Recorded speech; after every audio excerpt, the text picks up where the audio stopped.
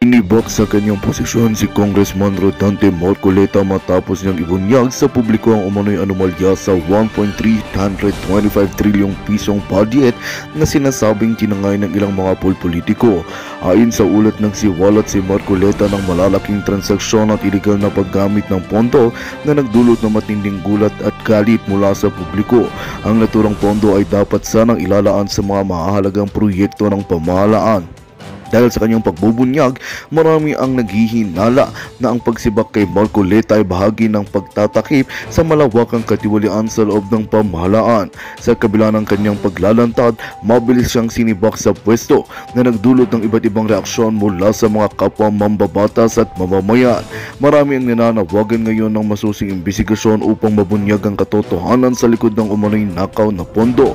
Samantala, patuloy na umaasa ang sambayanan na magkakaroon ng hustisya sa isyong ito, lalo na't malaking halaga ng perang maaaring nasayang at hindi napakinabangan ng mga mamamayan. Nanawagan ang mga mamamayan ng transparency at pananagutan mula sa mga opisyal ng gobyerno. Kasabay nito, hinihiling ng publiko na muling bumalik si Marcoleta sa pwesto upang ipagpatuloy ang kanyang laban kontra katiwalian. At yan nga ang balitang ating pagkakatutukan. Ngunit bago ang lahat, siguraduhin mag-subscribe at ihit ang notification bell para sa patuloy na pagtutok sa mga sulyap ng bagong balita sa tunay na boses ng masa.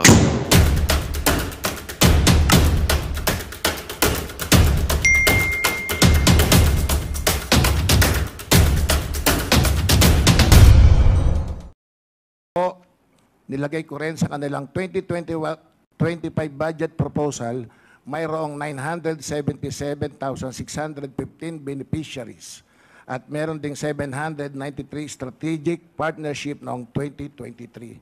Ako po yung natuwa kanina sa pagdating ni Vice President dahil ang buong akala ko ay masasagot niya yung katanungan ko sa privilege speech. Subalit sa pagtanggi niya po ng pag-take ng oath at halos hindi niya rin po sinagot ay nakakalungkot din po. At asahan po ninyo na kung sakali man na maging maayos ang kinalabasan ng COA findings, ako po ay nakahanda ulit na tumayo at magsalita ulit kung ano man ang magiging rekomendasyon ng Commission on Audit. Salamat po, Mr. Chairman. Thank you. The Honorable Marcoleta is now recognized for his interpellation. Maraming salamat, Mr. Chair. Mr. Chair, sasamantalahin ko na po ang presence po ng mga kinatawan ng Commission on Audit.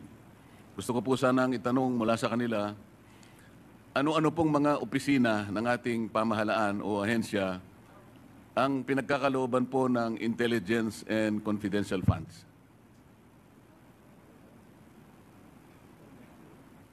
Attorney Camora, please respond. Confidential funds are given to NGAs, to LGUs, and some GOCCs po. You can elaborate, Madam Representative, sino po sa mga LGUs ang binibigyan po ng intelligence and confidential funds? Sa LGUs po,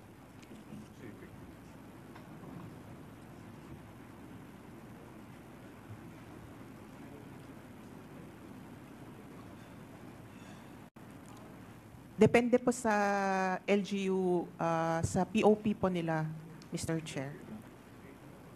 Hindi po ba yung mga opisina ng mayor ay nakakatanggap ng intelligence and confidential funds? As long as it is part of their budget, Madam Chair, Mr. Chair. Kaya nga po tinatanong ko sa inyo, kayo po nakakaalam kasi kung sino-sino sa kanila. Karaniwan po yung opisina ng mayor, nakatatanggap po, maaaring hindi lahat, ngunit nakatatanggap po basically yung opisina ng mayor. Tama po? According to the joint circular po, LGUs whose peace and order is a priority concern, sila po usually yung nag-allocate ng confidential funds. Kaya nga po, base po sa record ninyo, may mga mayors po, opisina ng mayor ang nakatatanggap ng confidential and intelligence funds. Kasi po kayo ang nag-o-audit eh.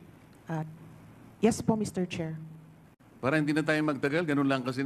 Pati po opisina ng gobernador nakakatanggap din po ng ganung klaseng pondo, hindi po ba? Yes, Mr. Chair. Yun pong PNP nakakatanggap po. Intelligence fund po sa Opo, PNP. yung AFP nakakatanggap po. Yes po, Mr. Ang Chair. opisina po ng ating Pangulo ay nakakatanggap po ng intelligence funds.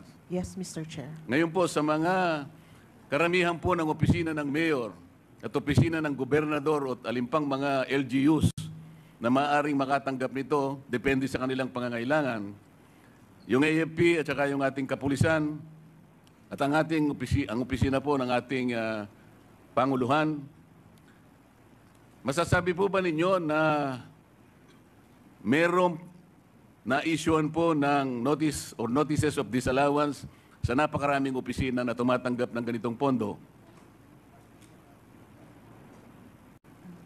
Mr. Chair, pagka meron naman pong mga ibang agencies na nakakatanggap Kaya nga po ng gusto ko pong malaman, halimbawa 2022 at saka 2023, ballpark figures lang po, ilan po sa mga official at sa mga opisina ng mayor na nakatanggap ng confidential or intelligence funds ang subjected to notices of disallowance? Ilan po sa opisina ng gobernador, ganun din po yung tanong. At saka sa iba't ibang mga opisina po, para malaman lang natin, kahit ballpark figures lang, ilan po yung na-issue nyo na notices of disallowance concerning these types of funds? Mr. Chair, wala po kaming data on the said information today because we only have data on the OVP po. I cannot give an exact number po Bakit today. po? Kasasabi nyo lang na meron din kayong sinubject sa notice of disallowance eh. Bakit po yung opisina lang ng OVP ang meron kayong record? Yung hawak po namin ngayon, Mr. Chair, since ito po yung subject ng inquiry, we are prepared as to the OVP. Pero as to other O sige po, agencies- ganito na lang. Meron po ba kayong estimated na bilang ng na-issue nyo na kayo po kasi pag intelligence and confidential funds, kayo po yung auditing unit ang nakatoka para tingnan po ang pagkakagasta ng tipo ng fondong ito. Tama po? Tama po, Mr. Okay. Chair. Makapagsasabi po ba kayo ng estimated number? Ito po, kinabibilangan ng opisina ng mayor, ng gobernador, ng ISAP, ng kung ano-ano, ng siguro po, maski National Intelligence Security Council, AFP, ang kapulisan.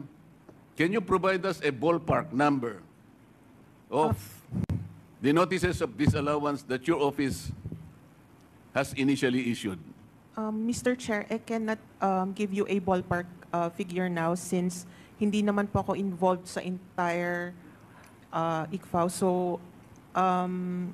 Wala po bang isa sa inyo na nakaupo ngayon sa aming harapan ang makapagbibigay man lang ng estimated number? Napakarami po ng mayor, napakarami po ng gobernador. precisely, sir, kaya sa ibang division, wala po akong... Pwede ba natin sabihin 100 or 500 notices of disallowance? I cannot say po, Mr. Chair. How can you help us? We are supposed to be doing this in aid of legislation. Kaya namin kayo pinatawag para tulungan nyo kami. Mr. Chair, Ang sabi po ng jurisprudence, which was quoted by no less than the former Chief Justice of the Supreme Court, Reynato Puno, quoting various jurisprudence. Kasama na po yung Arnold versus Nazareno. There should be a legislative purpose. That's number one requirement. The number two requirement, there should be pertinency in relation to those legislative purpose. Kaya po Congressman Marcoleta, tinatanong you ko, have 1 minute. tinatanong ko po ngayon, gaano karami, o sige ganito na lang, marami ba ang na-issue nyo po na notices of disallowance in connection with these types of fund?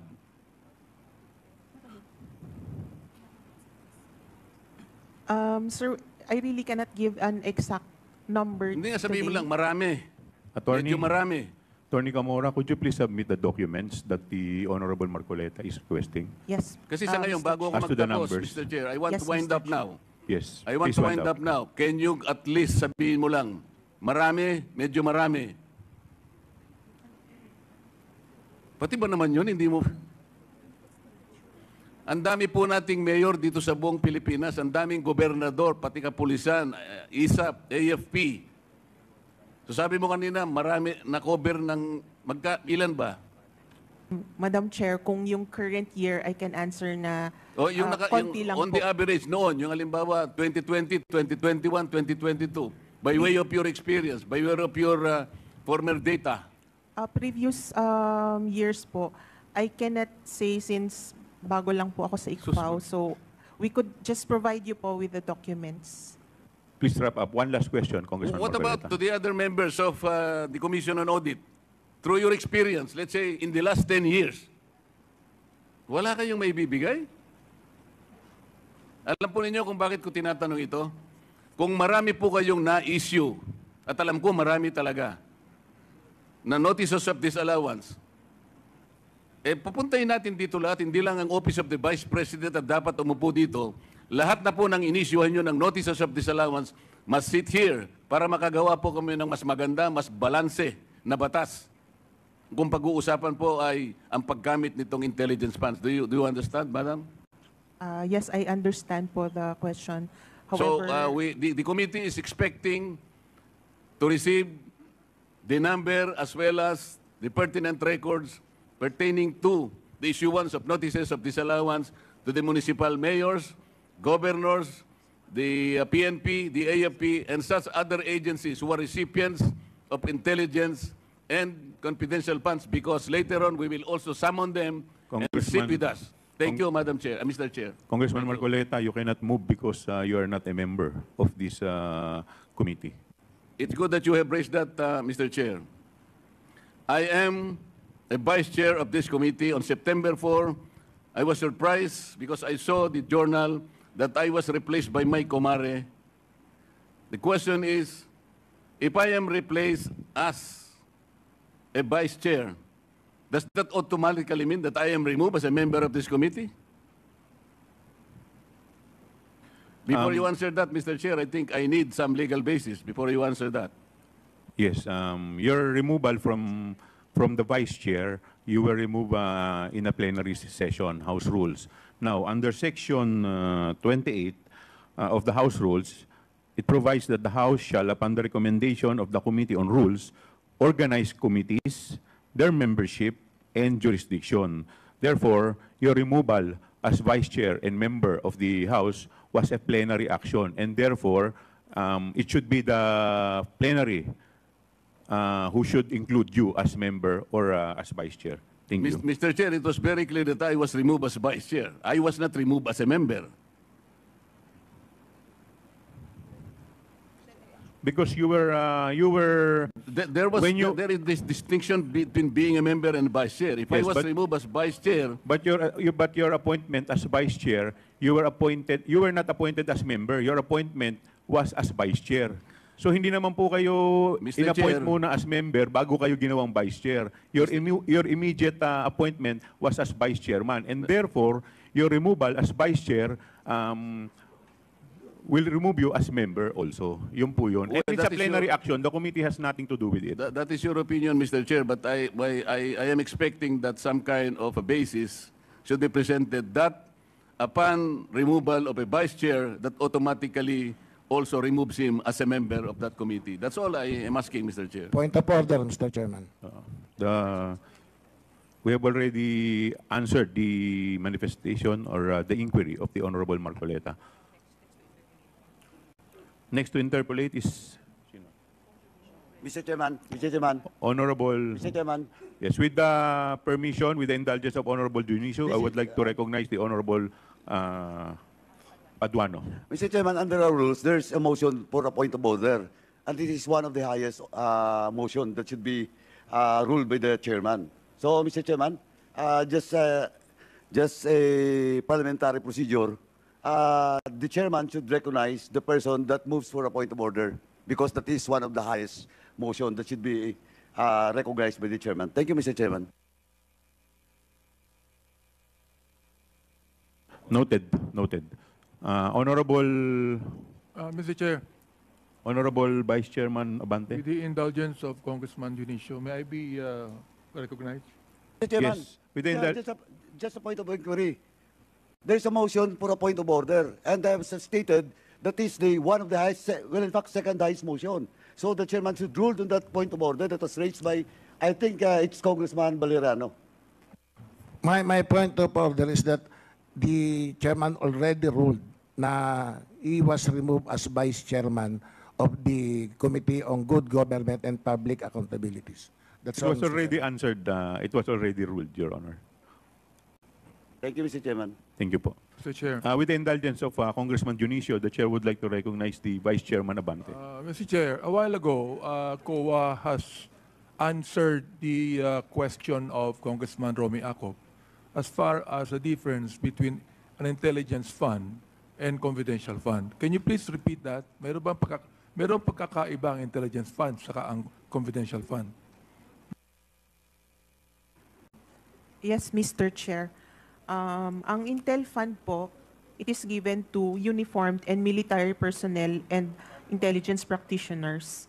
And the purpose is for activities that have direct impact to national security. For confidential fund, they are given to civilian government agencies that are intended to support the mandate or operations of the agency. Okay, Mr. Chair, therefore, ang intelligence fund, hindi confidential fund. Yes, Mr. Okay, Chair. pero kanina, yung pong question ni Congressman Marcoleta, sinasabi niya palagi confidential fund or intelligence fund. Am I right? They are separate po. O therefore, hindi po masyado naintindihan ni Congressman Marcoleta yung katanungan niya. Sapagkat kanyang pinareho ang confidential fund at ang intelligence fund. Na gusto kong itanong, Mr. Chair, no? Sinabi niya kanina, sinabi mo na mayroong confidential fund ng mga mayors and governors, di ba? Yes, Mr. Chair. Intelligence fund, meron ba silang intelligence fund? Generally, wala po since hindi naman po sila uniformed personnel. Okay, malinaw, Mr. Chair, na walang intelligence fund ang mga gobernador at mga mayor. Pero mayroong confidential fund. Yun po ba? Tama ba ako? Tama po, Mr. Chair. Okay. Yung mga vice mayor at vice governor, meron ba intelligence fund o confidential fund? Meron ba silang confidential fund ang vice mayor at vice governor? Actually, sir, it's per agency po. So, if, for example, ma-designate na SDO ang vice, pwede po siyang mabigyan. Ano yun? Ano yun? It's If per he is agency po. designated If as he is mayor. Correct. As SDO po. Oh, As SDO. depend. If the vice mayor is designated as mayor, magkakaroon siya, correct? As mayor po. As SDO po. Ano SDO? As Special Disbursing Officer. Special Dispersing Special Officer. Yes. Ay kung hindi, wala siyang confidential fund. Yes. O therefore, regularly, walang confidential fund ang vice mayor at ang vice governor. Yes. Ayan. Katulad din po yan ng Pangulo. Ang Pangulo dapat magkaroon ng confidential fund. Tama ho ba ako? Kung based sa GAA po, tama Opo. po. Pero ang vice president, hindi kinakailangan magkaroon ng confidential fund. Am I right? Not in... Am I right? Not necessarily correct. Following my question on the line of questioning that I have with the vice governor and the vice mayor. Sa NGAs po kasi, sir, what is expressly provided Oo. in the GAA. In the GAA po. Then normally, katulad ng, I'm just following the question that I asked, di ba? Sabi mo kanina, yung vice governor at yung vice mayor, normally, wala yung confidential fund. Correct? Oh. Yes, Madam. Mr. Unless Chair. otherwise, they've been designated as what? As SDO, Mr. Chair. SDO. Okay. Ganon din naman ang Pangulo at ang Vice President. Correct? Oh, kung yung Vice President designated din na ganyan, meron siyang confidential fund. Am I right? Mr. Chair, what we only know is whoever is given confidential funds in the GAA can use O siguro ang confidential DBM funds. pwede makasagot niyan. Yusek, pwede mo ba sagutin to? Yeah, Mr. Chair. Yusek Toledo, you're Yeah, recognized. yeah. Thank you, Mr. Chair. So there is a provision in the GAA kung sino yung nabigyan po natin ng confidential fund, which is basically identify doon sa bawat GA po natin. For example, for 2023, nabigyan po natin ng ang mga ahensya ng gobyerno ng confidential fund from OP, tapos doon sa Office of the Vice President, mayroon din sa DA, mayroon din sa DepEd, may DNAHO. So all the way po, may listahan po tayo ng confidential funds na binibigyan natin sa bawat ahensya. Yung po bang binigay nating confidential funds sa Vice President, is that normal? Is that a normal procedure? Is that a normal procedure or not? O ito lang ang kahilingan? Kahilingan lang po ito. There was a releases po natin in the previous administration, even Mr. Chair. So I think part of that, at my request po sila, so we provided them. Kahilingan, request, di ba? Mr. But it Chair. is normal procedure. Si Vice President Lenny po ba, mayroon siyang confidential fund? Vice President Lenny Robredo? Nagkaroon ba siya ng confidential fund? O hindi siya humiling? I will check, Mr. Chair, of the data we have already. For what? Yung ibang naging Vice President, for example, like Vice President Cabayan, Noli de Castro, meron po bang confidential fund? As Mr. Chair, as far as for the Vice President Leonard Bredo, wala pong confidential funds Ayan, po wala. na binigay natin. Vice President de Castro, wala din, di ba? I think wala rin. Vice President Doy Laurel, wala rin. If I, that's too long. Wala yun. Sorry, sir. Oh, yeah? Hindi pa, bata pa kayo noon. Wala pa. Yes, Mr. Chair, sorry for that. Pero yes, Mr. Chair, probably from the previous administration lately, as mentioned, si Vice Mayor, President Leonard Bredo, wala pong confidential fund. Therefore, Yusek Toledo, taga saan po kayo, Toledo? Sir, I'm from Region 1, Ah? North, Region 1 po ako. Region 1, sa Ilocos. Pangasinan, sir. Saan? From Pangasinan, Mr. Chair? Pangasinan? Yes, sir. O, baka mag-anak kayo na misis ko. Toledo ang misis ko, taga Please wrap Pangasinan up, din. Congressman Abante. Hindi, natanong ko lang. Natanong ko lang. Baka mag-anak ko to okay. Teka lang. Pero pa akong tanong sandali Mr. So Chairman. therefore, Mr. Chair, it is not a normal procedure for the Vice President to have confidential funds because the previous Vice Presidents did not ask for any confidential fund, Mr. Chair. That is what I'm trying to say. So therefore, this is just a request from the Vice President. And being a very courteous DBM, you have given the Vice President confidential fund because if that is normal procedure and according to law, you should have given already confidential fund to the Vice President now. Di ba? Tama ba ako? Yes, Mr. Chair, you're right. Ayun. O gusto ko lang po malaman, Mr. Chair, ng taong bayan natin na hindi po normal procedure na magkaroon ng confidential fund ang Vice President sapagkat yung mga previous na Vice President ay hindi po nagkaroon ng confidential. Ito po yung kahilingan lamang. Kaya ang tanong natin dito, bakit kinakailangan magkaroon ng confidential fund ang Vice Presidente? Tulad po ng tanong ni Congressman Marcoleta, wala na po siya rito. Yung mayor, yung governor, maaaring okay yon. Pero yung vice mayor at yung vice governor, normally, wala. Yun lang po, Mr. Chair. Maraming salamat po. Thank you. Before I recognize Congressman Pao Ortega, I would just like to make a short manifestation. That is precisely the reason and the purpose of this committee hearing because this is in aid of legislation. Now, we are seeing loopholes sa mga batas po natin. Kaya nga po, ginagawa po natin ito so that we will be able to draft or enact laws that will help us set certain parameters with respect to this issue. Kasi ngayon lang po natin nakikita to So with that, the Honorable Ortega is recognized. Thank you, Mr. Chair. Of course, with the indulgence of Congressman Dionisio. Yes, Okay daw. please proceed. Thank you, Mr. Chair. Would just like to include for the consumption of the committee, Mr. Chair, and for the the questions of the Honorable Abante.